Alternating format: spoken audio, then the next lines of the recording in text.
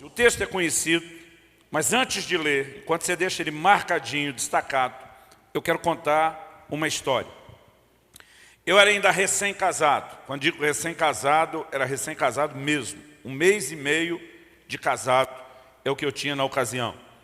Eu já era pastor, comecei a pastorear ainda solteiro, já estava envolvido no ministério pastoral há um tempo, mas eu me lembro de uma situação muito específica, inusitada, que eu passei. Kelly e eu fomos almoçar na casa de um casal da igreja. Supostamente era só um almoço de comunhão.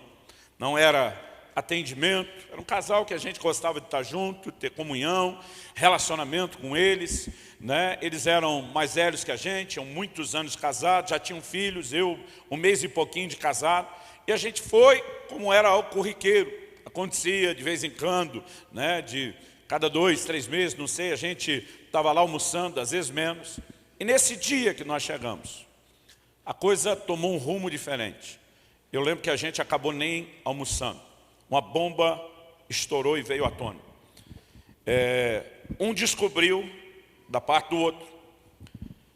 E nós acabamos descobrindo depois com a descoberta deles que aquele casamento estava vivendo só de fachada há muito tempo. Né? Um descobriu da parte do outro inúmeras traições, múltiplos adultérios. As brigas tinham tomado proporções terríveis entre o casal, indo para o nível das agressões. E basicamente a gente descobriu que aquele casamento, na verdade, já não existia há muito tempo. A nossa primeira conversa com aquele casal durou do meio-dia à 00:30. Lembrando que a gente não almoçou, não jantou, emendou direto. Quando finalmente nós fomos embora, já 00:30, Kelly e eu tínhamos que viajar no dia seguinte pela manhã. Eu iria celebrar um casamento no mesmo estado, mas numa cidade onde a gente ia viajar de 4 a 5 horas de carro. E a gente ainda não tinha arrumado nada, as malas, coisa nenhuma, não imaginava ter ficado tanto tempo lá. Teria que sair cedo, já estava cansado. Mas a gente ficou tão preocupado com o estado daquele casal, que a gente pensou, o casamento era o sábado, eu ia pregar nos cultos da igreja, que os noivos pertenciam no domingo, eu voltaria só na segunda. A gente pensou, se a gente deixar esses dois longe da gente 2 dias, eles vão se matar antes que a gente volte. Então a gente tentando imaginar o que poderia fazer, não só para socorrê-los, porque naquele momento, sinceramente, eu não conseguia ter fé que aquela situação pudesse ser revertida, mas pensando no mínimo em evitar que a coisa escalasse para o nível de um homicídio, algo do gênero, a gente decidiu levar os dois com a gente na viagem. A gente não convidou, a gente exigiu. Amanhã vocês vão viajar com a gente, nós vamos ficar de olho em vocês o fim de semana todo. A gente pensa numa viagem tumultuada. Pensa na briga, no quebra-pau dentro do carro o tempo todo da viagem. Pensa no negócio tenso. Finalmente chegamos e eu falei, ó, na frente dos noivos que vocês não conhecem da família, vocês se comportem. Né? O problema de vocês tem que ser resolvido entre vocês. Então nós chegamos, fizemos cara de paisagem, me lembro de uma feijoada que estava nos esperando. Agora, combinou a noite mal dormida, a canseira da viagem, com aquela feijoada no bucho. E eu mal conseguia ficar acordado depois do almoço. Eu lembro que eu não via a hora de escapar para um canto, descansar, dar uma cochilada. E eu lembro que o noivo me procura e falou, você já sabe o que vai pregar à noite no meu casamento? Eu falei, não sei não. Ele falou, como não? Eu falei, meu amigo, casamento eu falo 10 minutos. Se eu me exceder é 15 minutos. É melhor nem pensar muito para não tomar muito tempo. E ele olhou para mim e falou, de jeito nenhum. Eu te trouxe pregar no casamento que o povo da igreja ama te ouvir. Falei, eles vão me ouvir domingo no culto, criatura. Eles não têm que me ouvir pregar nada longo. É o dia de vocês. Eu não sei o que ele tinha planejado. Eu acho que ele imaginou que o casamento dele seria um culto de avivamento, com cura, batismo do Espírito Santo, libertação, gente caindo no poder de Deus, não sei o que ele planejou. Mas pensa num cara que ficou frustrado quando eu falei que falaria 10 a 15 minutos. Eu gosto de cerimônia rápida, de preferência resolver a coisa de meia hora, 40 minutos, do começo ao fim. E eu falei para ele, não, eu não vou falar mais do que isso. Eu vi a cara de frustrado dele. Ele olhou para mim e falou, pelo menos me diga, me prometa, que você vai orar a Deus, perguntando se Deus tem uma palavra. Eu falei, vou, isso eu te prometo. Mais para me livrar dele, do que realmente por achar que precisava. E consegui o lugar para ir dar a minha deitada e a minha cochilada. E antes de dormir, eu fiz oração. Falei, Deus, já que prometi para o menino, estou te dizendo. Se o Senhor quiser falar alguma coisa comigo, eu estou aberto, receptivo, mas cumpra a tua palavra, que aos seus amados o Senhor dá enquanto dorme. Fui dormir, sem nenhuma expectativa. E foi nesse dia que eu tive um sonho. Eu não sei se eu chamo de um sonho, né? Eu sei que não posso chamar de visão noturna, porque foi diurna, era uma sexta da tarde, mas eu creio que eu posso dizer como os profetas do Velho Testamento falavam: veio a mim a palavra do Senhor. Enquanto eu dormia, alguém falava comigo. Eu não me lembro de quase nenhuma imagem, mas essa voz me é muito familiar. Ela já falou comigo muitas vezes ao longo dos anos. E essa voz explicou para mim a respeito desse texto, o que é o meu assunto predileto para falar qualquer casais. Quando me chamam para falar casais, eu digo para Deus: o Senhor não precisa me dizer o que falar. Se o Senhor não me falar o que falar, é essa. Então lá vamos nós. Evangelho de João, capítulo 2. Esse texto era citado, e o que eu vou reproduzir para vocês foi a explicação que eu recebi. De vez em quando alguém vem e diz: pastor, preciso te elogiar, que mensagem boa. E eu digo: não posso receber elogio, eu estou copiando de alguém que eu nem sei quem é e que me explicou isso no sonho. Então, dados créditos a esse ser anônimo, que eu não sei se era um anjo de Deus, se era um ser virtual daquele sonho, vamos lá. No capítulo 2, do versículo 1 até o 11, nós temos um texto conhecidíssimo da Bíblia, que diz assim: 3 dias depois, houve um casamento em Caná da Galileia, e a mãe de Jesus estava ali. Jesus também foi convidado com seus discípulos para o casamento. Tendo acabado o vinho, a mãe de Jesus lhe disse: eles não têm mais vinho. Mas Jesus respondeu: por que a senhora está me dizendo isso? Ainda não é chegada a minha hora. Então ela falou aos serventes: façam tudo o que ele disser. Estavam ali 6 potes ou talhas de pedras, que os judeus usavam para as purificações. Em cada uma cabiam cerca de 100 litros. Aqui a versão, a nova atualizada, né, de Almeida, já arredondou o que no original diz 2 ou 3 metretas. Metretas era uma medida de 40 litros. Então 2 ou 3 é uma variação de 80 a 120. Aqui foi arredondado, 100 litros. Jesus lhes disse: encham de água esses potes. E eles os encheram totalmente. Então lhes disse: agora tirem um pouco e levem ao responsável pela festa. E eles o fizeram. E quando o responsável pela festa provou a água transformada em vinho, ele não sabia de onde tinham vindo, mas que os serventes que haviam tirado a água soubessem. Chamou o noivo e lhe disse: todos costumam servir primeiro o vinho bom. E quando já beberam muito, servem o vinho inferior. Você, porém, guardou o melhor vinho até agora. Assim, em Caná da Galileia, Jesus deu início aos seus sinais. Ele manifestou a sua glória e os seus discípulos creram nele. Naquele momento do sono, enquanto eu dormia, essa pessoa começou a falar comigo. Eu comecei meu ministério, na época o ensino não era a minha prioridade, por direção de Deus e até por falta de bagagem, mas eu comecei o meu ministério focado em reuniões de avivamento e principalmente gastando tempo para orar por milagres. Eu posso contar as coisas mais espetaculares que eu vi Deus fazer desde os primeiros anos do ministério, ministrando e servindo as pessoas. Eu sabia e não tinha nenhuma dificuldade de crer que Deus pode realizar milagres. Mas no sonho essa pessoa me disse: você tem a capacidade de crer para milagres de cura, mas você não consegue sequer perceber o que Deus pode fazer no casamento das pessoas. Ele disse: não olhe para esse casal, aquele que está viajando conosco, como um caso perdido. Ele diz: há algo a respeito da palavra de Deus que você precisa entender. E ele me disse: o primeiro milagre que Jesus operou não foi um milagre de cura, nem de libertação, nem de multiplicação de alimento. O registro que nós temos do primeiro milagre é um milagre que acontece num casamento. E eu quero tomar exatamente essa ideia como tema da minha mensagem: milagre no casamento. A Bíblia nos diz que esse foi o primeiro. E acredito que isso é significativo, é simbólico. Para mim, Deus está mandando uma declaração, uma mensagem da prioridade que o matrimônio tem aos olhos dele. Antes de se ocupar de intervir em qualquer outro nível de necessidade humana. O primeiro milagre foi manifestado dentro de um casamento. O casamento é ideia e instituição de Deus, é criação de Deus. Mas muitas vezes nós olhamos para o casamento como se fosse algo que Deus criou e que Ele mesmo virou as costas, abandonou e diz, agora vocês se virem. Eu acho que alguns acreditam até que Deus ficou olhando para alguns e pensando como eu posso tornar a vida desse muito miserável. Então Ele diz, vou botar ele para sofrer dentro do casamento. Irmãos, nós precisamos pensar no plano e no propósito de Deus, não apenas de criar essa instituição chamada casamento, mas daquilo que Ele colocou à nossa disposição para a manutenção dessa estrutura. Nós podemos viver a intervenção de Deus nessa área da nossa vida como em qualquer outra. Aliás, para mim, na mente de Deus, Ele está dizendo, antes de fazer milagre em qualquer outra área, eu quero começar por essa. E o sonho começa com um chamado de atenção a respeito da minha falta de fé em relação ao que Deus poderia fazer.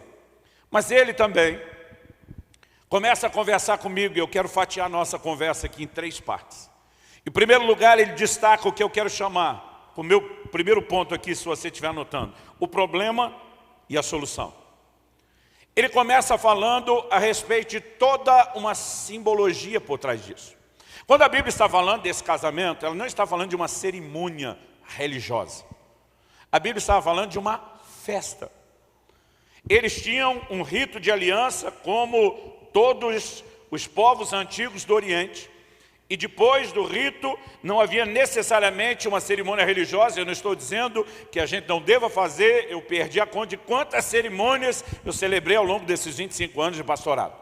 É lógico que nós acreditamos e praticamos isso, mas não era o que estava acontecendo. O que estava acontecendo era a festa que vinha logo depois da aliança e dos votos. Não dá para dizer que 100% das vezes era assim, mas era comum que a festa durasse uma semana. Quando você olha para as bodas de Sansão, a Bíblia fala de 7 dias.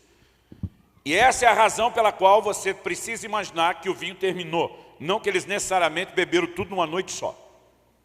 Agora, o Senhor Jesus decide intervir. E aquela pessoa que estava falando comigo, ele diz, talvez os seus olhos enxerguem apenas o problema de uma festa para a qual faltou provisão. Mas ele diz, é importante que você enxergue a simbologia por trás da mensagem. Ele diz, o problema central foi que o vinho acabou. Ele diz, e você precisa entender que o vinho, mais do que uma bebida servida na festa, tem uma simbologia. Ele me cita o Salmo 104:15, falando do vinho que alegra o coração do homem. O vinho é apresentado na Bíblia como um símbolo de alegria, inclusive é um dos símbolos do Espírito e da obra que o Espírito Santo produz em nós e nos nossos corações. Ele fala de alegria, ele fala de prazer, ele fala de realização, mas em algum momento o vinho terminou. E a verdade é que na maioria dos casamentos, esse vinho parece que está fadado, na perspectiva natural, a terminar. Não porque Deus não quisesse, desde o início, desde o princípio, que ele continuasse. Mas nós muitas vezes não cooperamos para que o vinho permaneça. Pelo contrário, a gente coopera para que ele termine. Porque o casamento é algo, em primeiro lugar, para o qual a maioria de nós entrou completamente despreparado. A gente imaginou, fantasiou um monte de coisa. Entre elas, eu tenho certeza que você, marido, e você, esposa, acreditava que ia conseguir mudar essa pessoa que está sentada ao seu lado. E bem feito para você, que até hoje não conseguiu. Cada um de nós criamos fantasias das mais absurdas. Até hoje, eu encontro homens que acreditavam que no casamento eles iam ter sexo todo dia. Pobre criatura. Nem sabia que chegar a hora que nem você ia dar conta, criatura, do recado. Nós deixamos de entender o que era o plano de Deus, o nível de parceria, de cumplicidade, de doação, de sacrifício que deveria ser vivido. E nós entramos com expectativas erradas, mal preparados e pior, mesmo que esse quadro não fosse verdade, descobrimos um universo de diferenças. As diferenças são cruéis. Diferenças do jeito de ser do homem e da mulher, que é completamente diferente. Diferenças de temperamento, diferenças de criação. Nós precisamos olhar e perceber que as diferenças são gigantes. No início do meu casamento, eu li uma literatura secular que abençoou demais a mim e a Kelly, chamado Homens, um livro chamado Homens são de Marte, Mulheres são de Vênus. Alguém já leu esse livro? Recomendo muito. um antropólogo estudioso do relacionamento, do comportamento, mas também humano, mas do relacionamento conjugal, conselheiro conjugal, né, produziu uma obra interessante. Ele fala que é como se cada um viesse de um planeta diferente e se encontrasse aqui na Terra e agora teriam que lidar com as diferenças. As diferenças de homem e mulher são enormes. Não é só aquela coisa de homem é mais racional, mulher é mais emocional, porque tem hora que tem uns homens que são muito emotivos em decisões, talvez não seja aquela emoção que faça ele chorar, mas ele explode, ele não pensa. E se não fosse a mulher do lado como ajudadora, dando um bom conselho, a coisa estaria complicada. Então, embora a mulher tenha a tendência a ser mais emotiva em algumas coisas, tem horas que o homem é que é emotivo e nessa hora a mulher é racional. O jeito de ser e de comportar de cada um é muito diferente. Você já viu os homens quando se encontram entre os amigos? Raramente você vai ver um homem elogiando o outro. A gente expressa carinho esculhambando. E aí, cabeção? E aí, careca? E aí, barrigudo? A gente está sempre tirando com a cara do outro. E raramente nós vamos elogiar um homem na frente dele. Mas quando sai da roda, pelas costas dele, a gente diz, gente boa esse aí, todo mundo pode crer. Agora, já viu quando as mulheres se encontram? É o oposto. Quando elas se encontram, você está linda, você que está. É assim uma rasgação de elogio. Mas quando uma sai da roda, engordou. Eu não estou dizendo que tem certo e errado. Os dois elogios, os dois falam mal, mas o jeito que cada um processa é completamente diferente. Já viu, junta 4 amigos para comer, happy hour de crente, com direito a suquinho e um snap. Aí chega a conta, R$37, cada um mete a mão na carteira, puxa uma nota de 20, pode estar quebrado, mas ele não admite. Joga e não quer saber do troco. Fica dinheiro sobrando na mesa. É nunca que as mulheres fariam uma coisa dessa. Porque diferente dos homens, nessa área elas não estão tão preocupadas com a imagem como na hora de vestir e se arrumar. Uma vai puxar o celular, pegar a calculadora, dividir exatamente com a conta dos centavos. Todas elas vão pegar a bolsinha cheia de moeda e vão cada um pagar exatamente a sua parte da conta e a coisa está resolvida.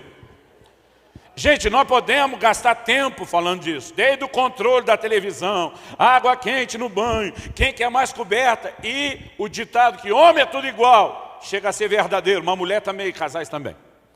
A verdade é que nós somos diferentes, mas junte a isso as diferenças de temperamento, que como diz o ditado, os opostos se atraem.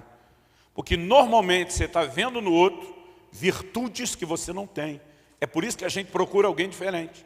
O que a gente não parou para pensar é que esse outro também tem defeitos que a gente não tem, num jeito diferente de ser. Isso vem junto no pacote. Agora, vamos colocar as diferenças de criação. Gente, esse negócio dá muito trabalho. E eu estou falando desde coisas pequenas, simples. Kelly e eu voltamos da lua de mel, fomos no supermercado fazer a nossa primeira compra. Voltamos da primeira compra do supermercado, eu lembro que eu tirei o vinagre da sacola, fique bem claro.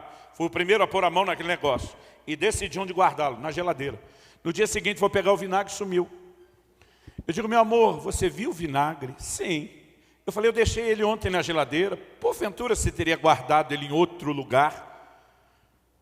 E ela, sim, meu amor, eu guardei no armário. Resposta que a maioria dos homens, inspirado na lenda já falecida do seu Lunga, lá de Juazeiro do Norte, Ceará, talvez já dariam a resposta grosseira. Só estão os dois na casa. A mulher pergunta, porventura você tirou? Ele diria, não, o vinagre criou perna e saiu sozinho. Graças a Deus as mulheres não são assim, nem na TPM. Então ela disse, sim, meu amor, eu coloquei no armário. Eu falei, mas por que você pôs no armário? Eu pus na geladeira. Ela disse, porque o vinagre não precisa ficar na geladeira, ele não estraga. Eu falei, mas eu gosto da salada geladinha. Ela falou, meu amor, quando você toma uma limonada e você gosta dela geladinha, se o limão e a água estiver gelado, está ótimo, o açúcar não precisa estar gelado. E quando ela quebrou meu argumento, eu não tinha mais razão, fiz como a maioria de nós faz, apelei. Falei, minha avó guardava na geladeira, minha mãe guardava na geladeira, faz gerações que a nossa família guarda na geladeira. Ela olhou para mim e falou, minha avó guardava no armário, minha mãe guardava no armário, e eu prefiro o armário. Pronto, ninguém preparou a gente num curso de novo, dizendo que tinha que planejar ou discutir antes onde é que o vinagre estaria. E pode parecer uma coisa pequena, mas pensa no vinagre que andava em casa. Eu tirava do armário, punha na geladeira, tirava da geladeira, punha no armário, e ninguém queria ceder. A gente não falava, mas cada um ia procurar o armário, o vinagre já ia no lugar do outro, porque sabia que no seu não estaria. Gente, são coisas que você não planeja. E antes que você me faça a pergunta, porque sempre termina a mensagem, alguém vem perguntar: pastor, onde está o vinagre hoje? É claro que está no armário. Que minha mulher usou de astúcia. Um dia ela foi, sugeriu fazer alguma coisa no carro. Eu falei: amor, vamos fazer o seguinte. No carro mando eu, na casa manda tu. Ela nem discutiu, ela falou: por mim está ótimo. Estendeu a mão, negócio fechado. Enquanto eu apertava a mão dela, ela falou: e minha primeira decisão, como quem manda na casa, o vinagre vai para o armário, e está lá até hoje. Sabe, a maioria de nós não esperava lidar com as diferenças. Um pastor amigo meu, primeira compra no supermercado, voltando da lua de mel, entra com a esposa, empurrando o carrinho, no corredor onde estão as latas de óleo. Ele para o carrinho, ele vai para um lado do corredor, pega um óleo de soja, e quando volta, a mulher está vindo com óleo de milho. Ele olha e diz: o que é isso na sua mão? Ela diz: um óleo. Ele falou: de milho? Ela disse: sim. Ele falou: minha mãe só cozinhava com óleo de soja. Ela falou: e a minha só com óleo de milho. Ele falou: mas eu gosto de óleo de soja. Ela falou: então peço para sua mãe cozinhar para você. E aí azedou tudo.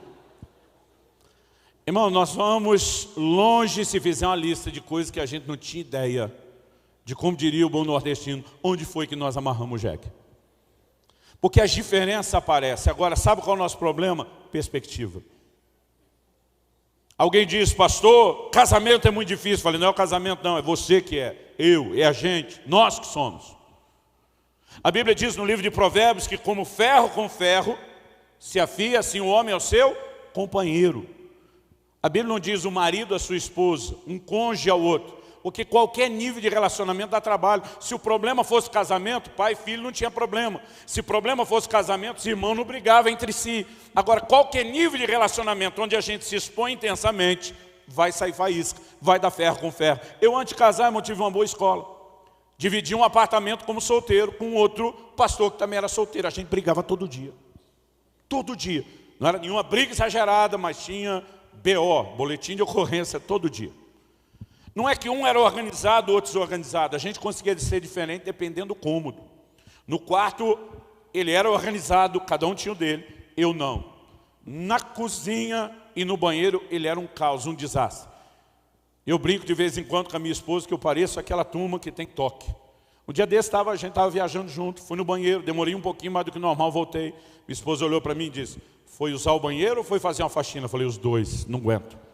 Aonde eu estou, irmão? Não posso olhar banheiro bagunçado. Agora, na sala, ele era o cara preocupado com a ordem e eu não ligava muito. Então a gente discutia. A gente morava na mesma casa, trabalhava no mesmo escritório da mesma igreja, cada um tinha um carro, cada um ia com o seu carro. Um dia alguém falou: por que vocês não vão juntos economizar gasolina? Ele falou: não dá, a gente discute o caminho que o outro faz. A gente começou a descobrir, até hoje a gente brinca que foi uma preparação. As diferenças estão aí. Agora o problema é que a gente entra sem esperá-las e sem entendê-las. Irmão, quem fez homem e mulher diferente foi o próprio Deus. E Ele sabia o que estava fazendo. A gente só precisa entender o que é que Ele queria, saber como lidar com isso. Então deixa voltar lá no texto de Provérbios. Como ferro com ferro se afia. A gente fala do ferro com ferro, talvez você pense no barulho do ferro batendo, no atrito, na faísca saindo. Mas você já parou para pensar na utilidade de afiar o ferro? O que é que eles afiavam? Uma foice, um machado, uma espada. Era para tornar a ferramenta melhor. Se nós soubermos lidar com as diferenças, nós vamos crescer. Se minha esposa estivesse aqui, eu já ia começar apresentando ela assim, dizendo: hoje, 23 anos depois, Kelly é muito melhor do que quando casou comigo. Eu gosto de falar isso, de chocar a turma, eu digo: eu treinei ela. Eu deixei ela melhor do que é. A turma começa a me olhar torto. E digo: é sério, é verdade ou não é, amor? E ela: é. Eu digo: gente, ela perdoa hoje bem melhor do que nisso, porque eu treinei ela a perdoar. Ela ama, ela exerce paciência melhor do que no início, porque eu treinei, eu deixei aquela mulher boa no perdão, no amor e na paciência. Lutero, o grande reformador, que defendeu o fim do celibato e o direito ao casamento dos ministros, que respirava, depois da sua fé, Catarina, sua esposa, seu casamento, costumava dizer: 1 ano de casamento me santificou mais do que 10 de monastério. Porque o casamento tem esse poder, querido, ou de aperfeiçoar você, ou se você não entender as diferenças, arruinar você e a sua vida. A gente deveria se deixar ser trabalhado pelas diferenças, crescer com elas. Mas porque entramos despreparados, não entendemos, o choque, o atrito, o cansaço nos leva a um lugar onde aquela alegria, em algum momento, começa a desaparecer. A coisa começa a ficar tensa, desgastante. Às vezes para alguns entediante, às vezes para outros se torna um ambiente odioso, para não falar das pessoas. E a verdade é que o vinho tem tudo para terminar na vida de qualquer um de nós, se não entendemos e não nos ajustarmos ao plano e ao propósito de Deus. Mas a boa notícia é que esse casal que está no início da sua história e tem um vinho terminado, eles tinham alguns convidados muito importantes. Não apenas Maria, mãe de Jesus, foi chamada, mas Jesus e os seus discípulos estavam lá. Eles não foram chamados correndo de última hora quando o vinho terminou. Eles foram chamados para estar lá, para fazer parte daquilo. E porque estavam lá, quando a necessidade surgiu, ele pôde se manifestar. E é o que eu e você precisamos entender, que se por um lado tem o grande potencial do problema, de outro tem o potencial de intervenção e da solução. Ter a presença do Senhor Jesus nos nossos casamentos faz toda a diferença. Quando você olha para a criação, o primeiro casal, Adão e Eva no jardim, eu brinco que Deus o respeitou nem a lua de mel do casal. Todo dia ele ia visitar os dois. E tinha a hora certa. Quando começava a soprar uma brisa, quando você lê lá na viração do dia, um sopro, uma brisa.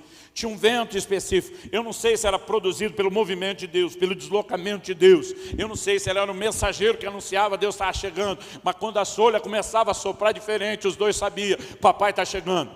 E para mim ele estava mandando a mensagem, feche, aproveite até eu chegar, porque quando chegar eu quero desfrutar vocês.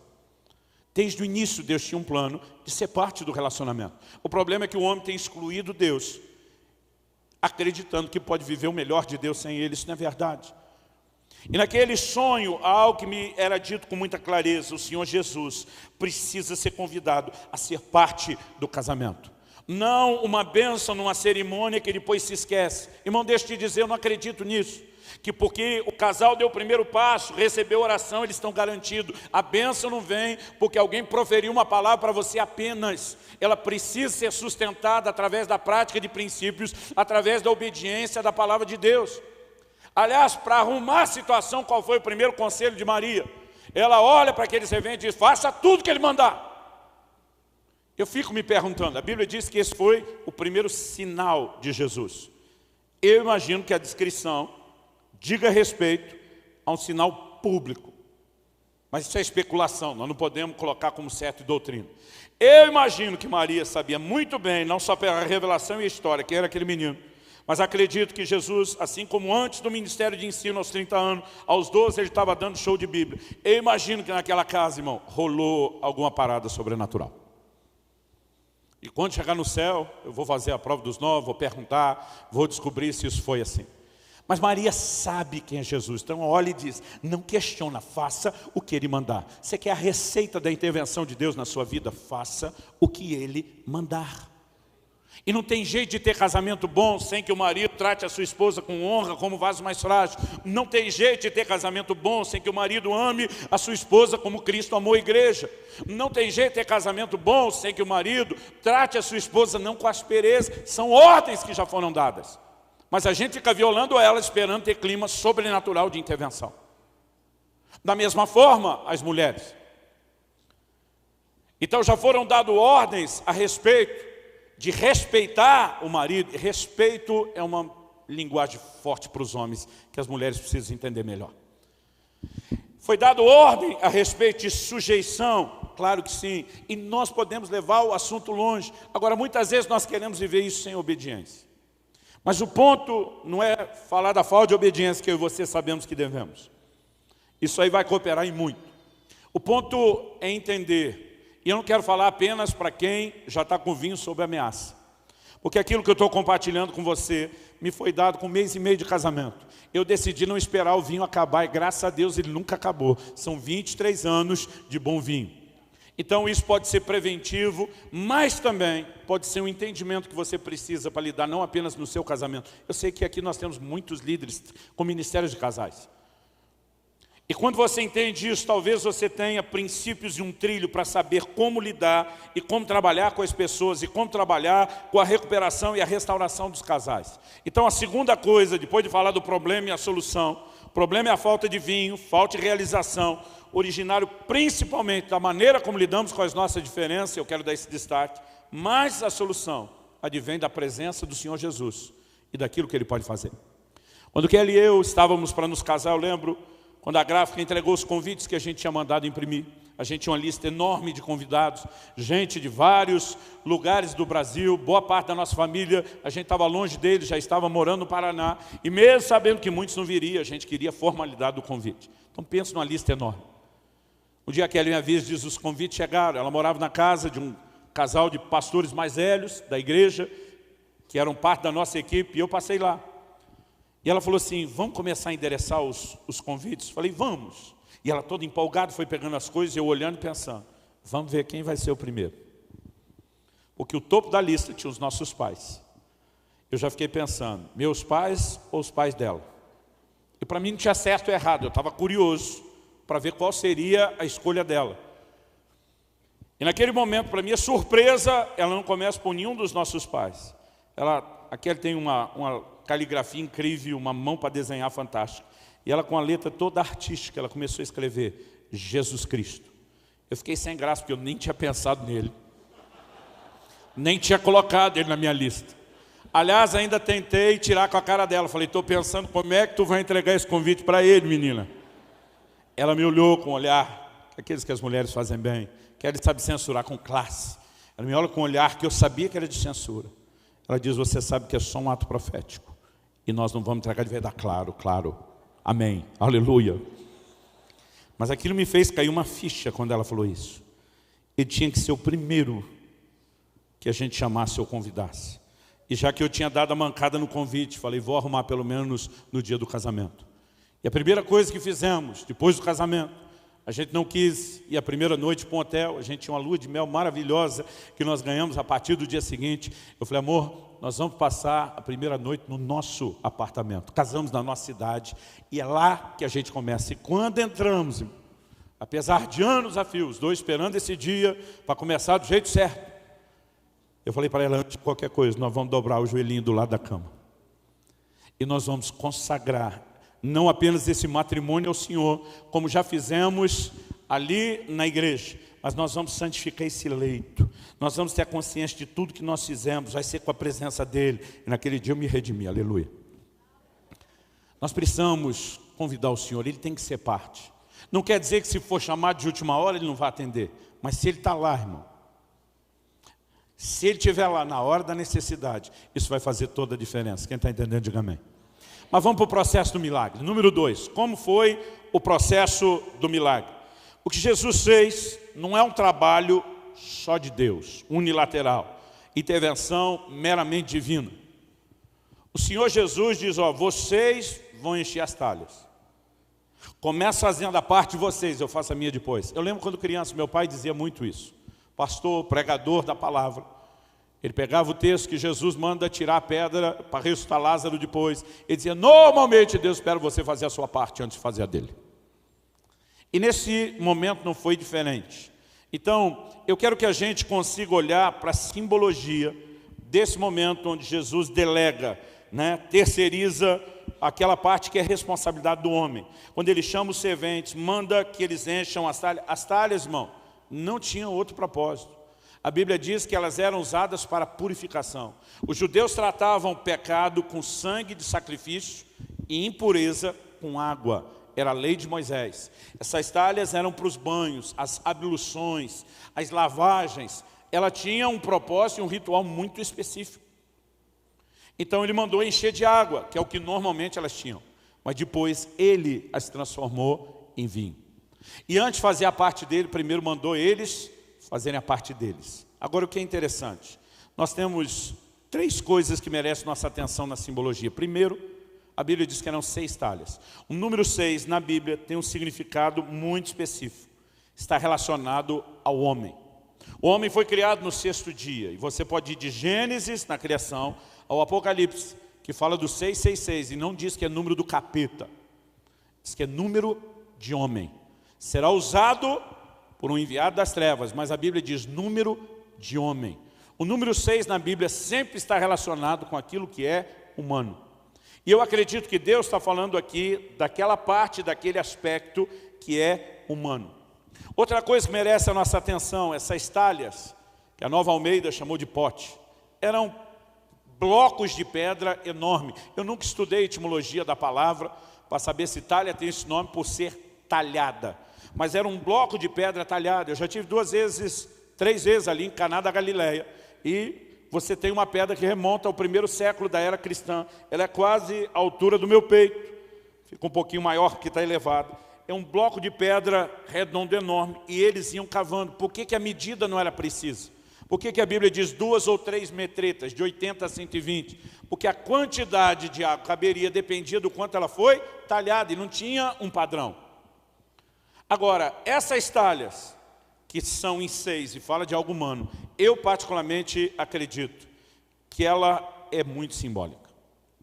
Quando o Senhor Jesus começa a falar do propósito para o casamento, da maneira como criou o primeiro casal, e depois, enquanto ele vai apresentando essa ideia da origem, e quando você quer entender o propósito de Deus, deveria voltar à origem. Nós estamos falando ali de Mateus 19.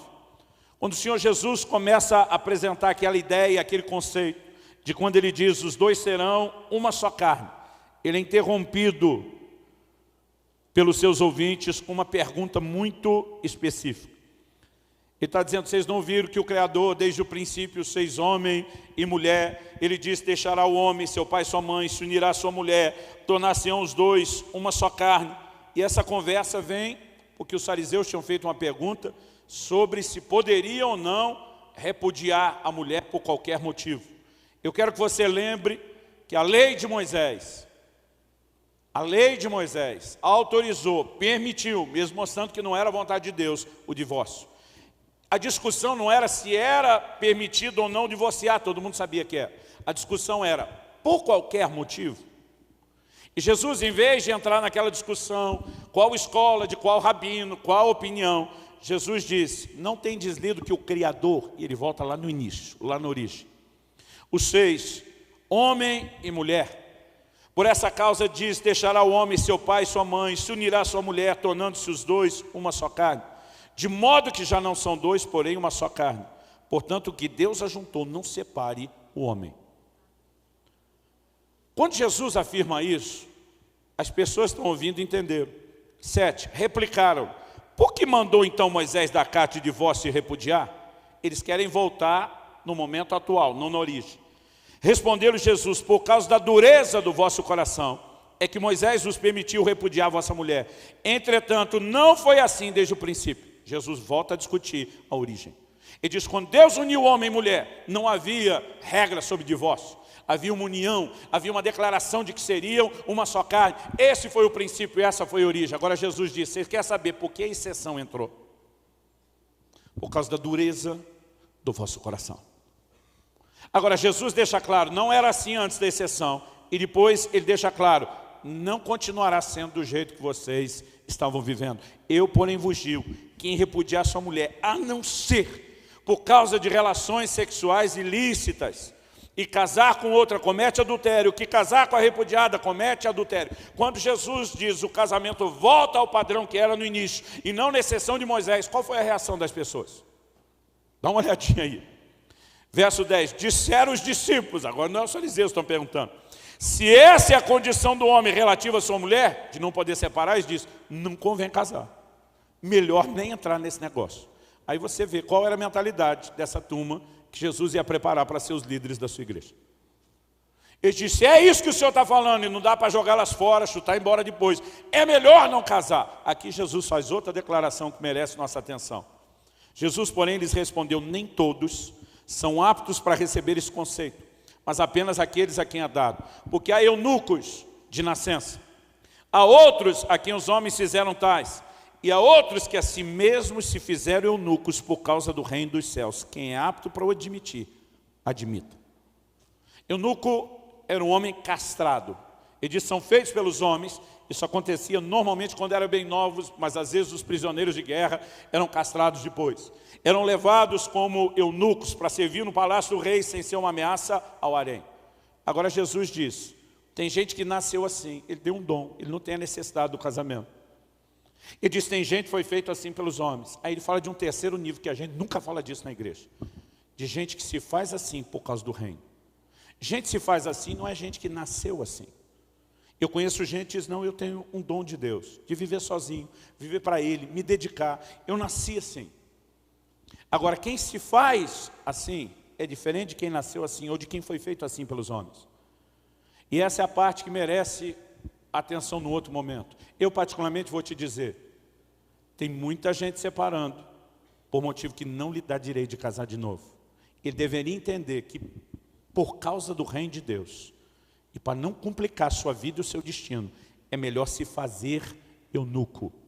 O maior problema da nossa geração não é o divórcio, é o novo casamento em situações que a Bíblia não autoriza. E deixa essa bomba para o pastor Josué resolver explicar depois, que eu já estou saindo do meu assunto. Deus seja louvado. Que silêncio é esse?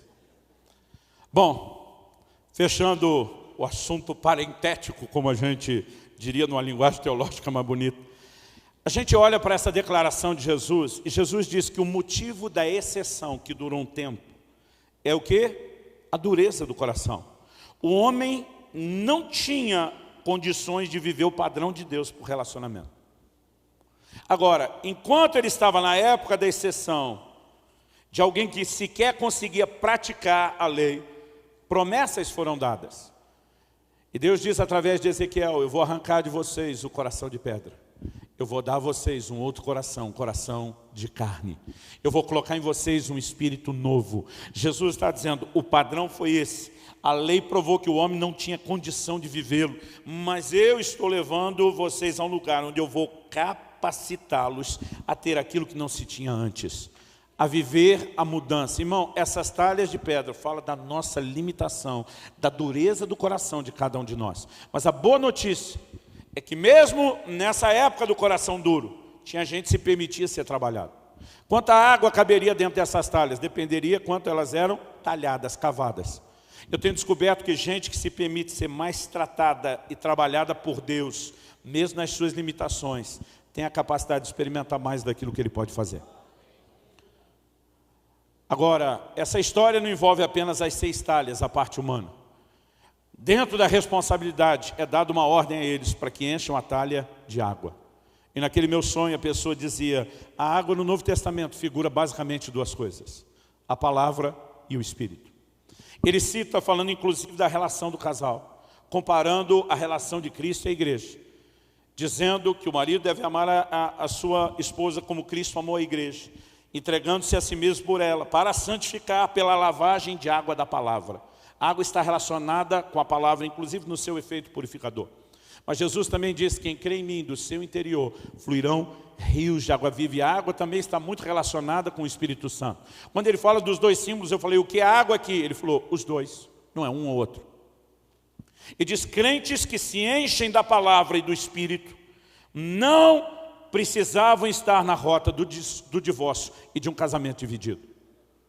Irmão, a verdade é que nós somos egoístas e carnais demais. Eu nunca vi um casal brigando pelos seus deveres. Eles só brigam pelos direitos. Você não deu a atenção que eu mereço. Você não me deu a honra. Irmão, se a gente estivesse no nível de brigar pelo dever, eu falei no meu dever com você, não, eu falei mais, não, fui eu que falei. Se nossas brigas fossem por causa disso, os matrimônios estariam muito melhores. A gente não entende o que é sacrifício, o que é doação, o que é entrega. Por quê? A gente tenta viver isso da forma mais egoísta possível. Quando a Bíblia fala de um amor que não é egoísta, que não é interesseiro, nós precisamos entender que há um lugar onde eu e você precisamos nos abastecer. Romanos 5,5 diz que o amor de Deus é derramado em nossos corações pelo Espírito Santo. A Bíblia diz que a nossa mente precisa ser renovada, transformada. Crentes se enchem da palavra e do Espírito, estão dando a Jesus matéria-prima para que Ele faça um milagre. Porque Ele não estalou o dedo para fazer o vinho aparecer, diz, vocês põem água, depois que vocês encherem de água, eu transformo. E Jesus disse, encha até em cima. Quanto vinho vai poder ter num casamento? Depende não só de quanto a pedra foi talhada para caber mais água, mas depende de quanta água foi colocada. Se nós fizermos a nossa parte e nos permitirmos tanto ser trabalhados como nos encher da palavra e do Espírito, irmão, o que Ele vai fazer será significativamente maior e diferente, até mesmo do que outros experimentaram. Nós vamos determinar a dimensão, o tamanho desse milagre. Quem está entendendo, diga amém. E quando a gente entende o processo, que a gente entra com a matéria-prima e ele com o resto, a gente pode finalizar aqui falando do resultado. Qual foi o resultado? Eu sei que a gente pode, de uma forma simplista, dizer milagre. E é isso que nós estamos querendo viver para nós e para os outros. Mas nós precisamos entender a maneira como a Bíblia descreve o milagre. Levaram o vinho até o mestre-sala, o responsável da festa. O homem prova, não sabia de onde veio. Quando prova, ele fica impressionado. Ele diz, todo mundo, regra de casamento que ele estava acostumado, bota o bom vinho no início e depois, medida econômica, o vinho ruim no final. Isso descreve a maioria dos casamentos, até que o vinho acaba. Bom no início, ruim depois e nada no fim. O plano de Deus para nós não é que a qualidade do vinho vá diminuindo. Se houver alteração da qualidade, é que ele melhore. É que ele melhore. Estou esperando você dar algum amém. É que ele melhore. O homem se impressiona e diz, eu acho que a lógica dele é tipo churrasco. Vamos encher o povo de pão, vinagrete, linguiça, para não gastar muito na carne depois. Aí, de alguma maneira, ele está dizendo, o que é que você fez diferente? Você guardou o melhor vinho. Isso aqui, em primeiro lugar, me mostra que Deus não apenas quer fazer um milagre, mas o tipo de milagre não é apenas ativar o modo sobrevivência de um casamento. Ele tem tudo para se tornar melhor. E a gente tem que crer nisso. Mas a outra coisa que me chama a atenção é que a Bíblia diz que com esse, deu Jesus início aos seus sinais. Seus discípulos creram nele. A Bíblia diz que ele foi glorificado. Deus foi glorificado. E o que me chama a atenção, nessa conversa que eu tive no sonho, na explicação, é que a pessoa diz, pense não apenas no vinho novo, que é melhor do que o anterior, mas no fato de que Deus, quando opera milagre num casamento, quer colocá-lo numa vitrine. Irmão, a gente é tão egoísta, que a gente acha que Deus faz tudo só por causa da gente. Até quando Ele faz um milagre para mim, não, é só porque Ele me ama. Irmão, deixa eu te dizer, é lógico que Ele te ama, mais do que você tem a capacidade de entender. Mas Deus não tem essa mentalidade de desperdício que eu e você temos. Quando Ele multiplica pães e peixes e diz, recolhe o que sobrou para que nada se perca. Ele não perde nada, Ele não perde um movimento, Ele não perde uma ação, Ele não perde uma manifestação. Quando Ele está intervindo no casamento de um de nós, Ele não está pensando só no que significa para a gente, mas Ele quer nos colocar numa vitrine, Ele quer trazer visibilidade, Ele quer mostrar aos outros o que Ele pode fazer, Ele quer inspirar os outros. E o problema de muitos de nós é que um casamento sem intervenção de Deus, ele não apenas não é atrativo para ninguém, mas se torna um péssimo testemunho que contradiz o evangelho que nós pregamos. Agora, quando nós começamos a viver esse padrão de intervenção de Deus, irmão, é tão gostoso. A maioria das assistentes, ajudadoras, secretária, empregada, não sei como chama no seu estado, de estado para estado muda, que já trabalharam na nossa casa até hoje, e não chegaram convertidas, se converteram. Mas não é porque a gente ficava pregando para elas. Tinha algum momento que no convívio com a família, elas começaram a dizer, vocês têm algo diferente que a gente não costuma ver nos outros. E a gente esperava esse momento para falar de Jesus. Você não tem ideia do que é o poder da vitrine de um casamento restaurado. E nós precisamos promover esse ambiente, não apenas para que os nossos, aqueles que amamos, estamos perto e precisam, sejam alcançados, mas para que eles sejam um instrumento, para que outros recebam. Paulo diz, com a consolação que nós somos consolados, consolamos os outros. Deus nunca quer parar só em você, Ele quer transbordar de você, para tocar e alcançar mais gente. Por favor, diga amém. Agora você consegue imaginar a gente reunindo nos nossos casamentos? Cada um de nós, todos nós. A revolução, o impacto que nós produziríamos nessa terra. A quantidade que nós temos de filhos desviados é gigantesca, é imensa, é assustadora. A maior parte da queixa de muitos deles, meus pais são hipócritas. porque nos ensinaram uma coisa e viver outra. Eu sei que a demanda deles é altamente exigente, até porque alguns de nós falhamos em não ensinar a eles a respeito das nossas falhas e de como consertar. Marido e mulher brigam na frente dos filhos, depois conserta a coisa sozinho, lá no quarto, na hora do avivamento, e não conserta nada com os filhos. E nem os filhos sabem que se consertaram. Quando vê os dois bem, depois ainda acham que estão fingindo. A gente tem nossa cota de parcela, mas a quantidade de gente desviada por falta de testemunho dentro de casa é imensa. Nós não podemos permitir que essa história continue. E nem só diminuir essa estatística. Nós temos que virar esse jogo. Famílias que inspirem o crente, o não crente, que olhem para nós e digam: isso é Deus, Deus funciona, eu também quero esse negócio na minha vida. Agora, irmão, não pense que será fácil.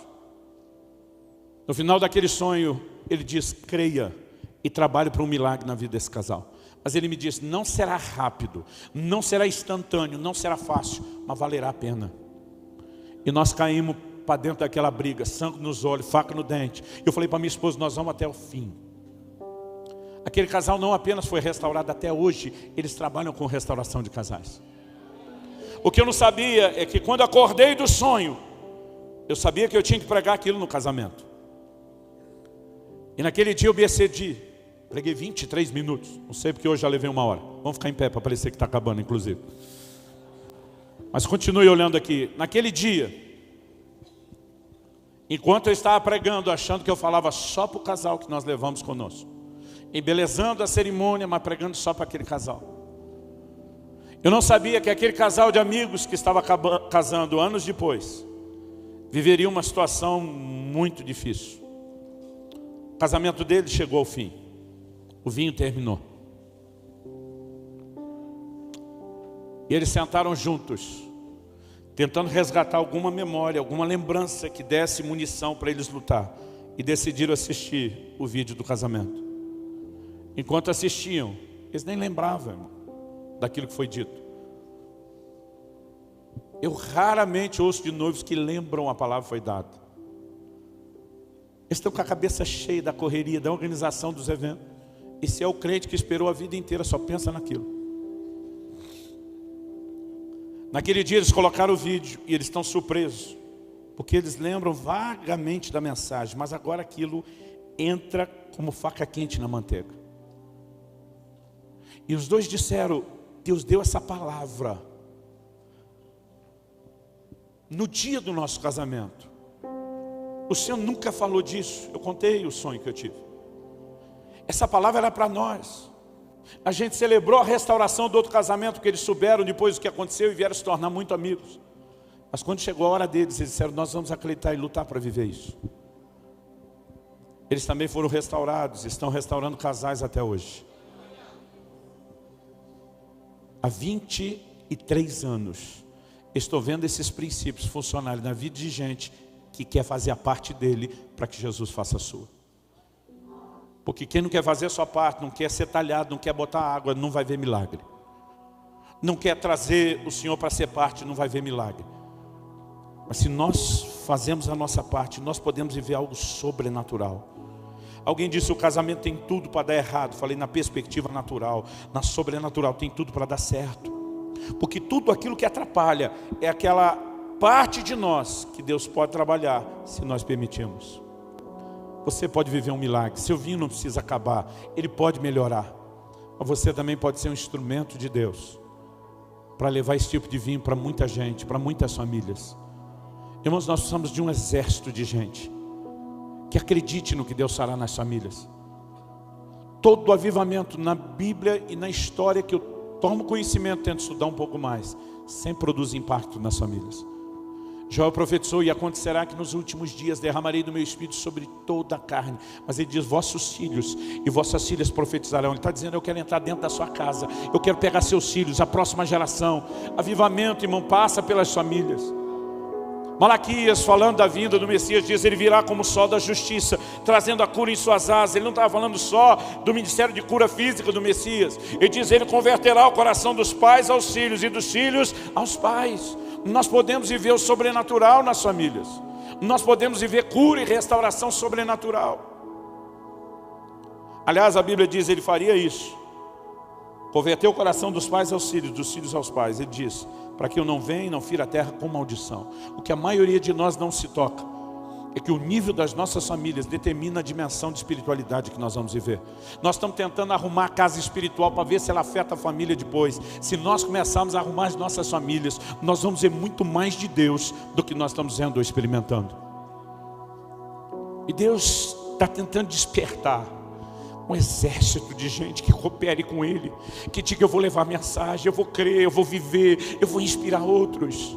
E a minha oração é que você saia desse evento esses dias incendiado, não só para viver o melhor de Deus para você, mas para ser um desses que diga, eu vou viver na vitrine, para inspirar a vida de outros. Você recebe essa palavra em nome de Jesus? Eu quero que você coloque sua vida diante de Deus e também o seu casamento. Gostaria que os cônjuges, marido e mulher, orassem juntos. Eu não quero pedir que você ore por nada específico. E eu quero pedir a você que seja sábio. Não saia para o almoço ou vá para o quarto dizendo, viu que Deus falou com você, querido ou querido? Porque tem gente que não ajuda. Foca a sua parte quando vocês forem conversar e orar. Diz, olha, eu quero procurar me deixar ser talhado e me encher de água. E eu espero que você também queira. Nós podemos viver isso juntos. Nós podemos. Outro dia alguém me disse, pastor, eu estou vivendo o melhor momento do meu casamento. Mas se tem um vinho melhor do que o que eu cheguei até agora, eu vou lutar por ele. Então você não precisa estar com a coisa ruim para orar ou crer por isso. Eu quero apenas que você ore. Fale com Deus. Do seu jeito, da sua maneira. Alguns preferem orar em voz alta, outros orar em voz baixa. Alguns preferem orar mentalmente, de forma silenciosa. Faz como você achar melhor. Mas olhe, coloque seu casamento diante do Senhor.